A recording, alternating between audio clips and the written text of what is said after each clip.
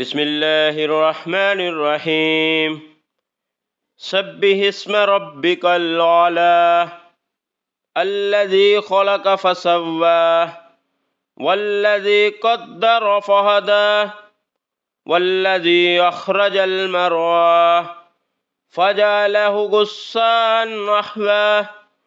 سنقرئك فلا تنسى إلا ما شاء الله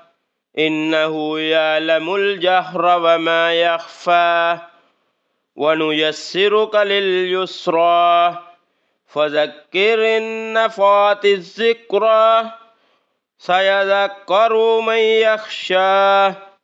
ويتجنبها الأشقى الذي يصلى النار الكبرى ثم لا يموت فيها ولا يحيا قد أفلح من تزكى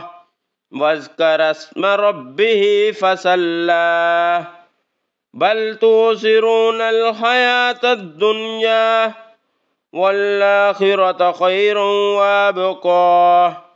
إن هذا لفي الصحف الأولى صحف إبراهيم وموسى.